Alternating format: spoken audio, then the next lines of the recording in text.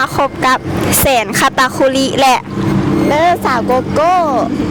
โดยมื้อนี้เนาะพวกเขาสิมาถ่ายรูปเนาะที่นี่เลยเลี้ยงจัดเซ็นเตอร์เนาะผู้บอกผู้บ่าวพาเข้ามาเนาะ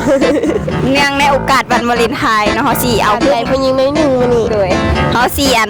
เก็บภาพบรรยากาศรูปถ่ายงามๆมาฝากทุกคนเนาะถ้าเบิ่งว่าสิเป็นจังไดเมื่อถ่ายออกมาเนาะไปเลยแล้วเฮากลับมาเจอเนาะสากทำอีกเนาะเป็นสากมังกรบิน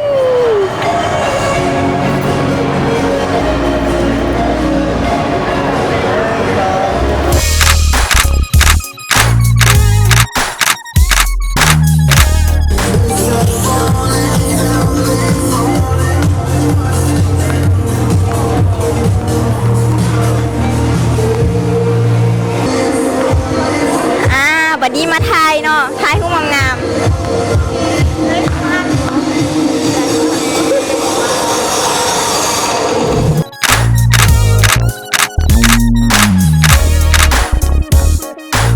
โอเคไทยตัวนี้แล้วเขาจะไปโซนนี้ต่อเนาะ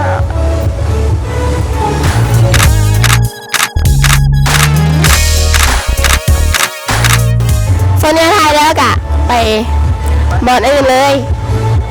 ทางไหนทางนี้เนาะ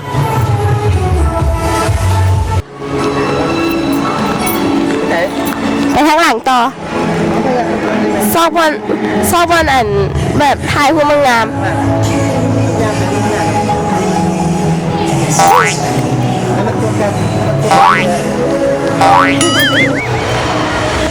บัดนี้เนาะเฮาได้ทายทายฮุบยวนทั้งหน้าไปหมดแล้วเนาะมีแต่บอลงามๆหน้าหักไปหมดแล้วบัดนี้เฮาสิพามาทายรอเบิ่งทั้งหลังเนาะมันมีอีหยังแน่มีบอลงามอย่างแน่นี่คือเฮาอยู่ประเทศญี่ปุ่นเลยเนาะตอนนี้เนาะมีดอกซากุระงามๆพร้อม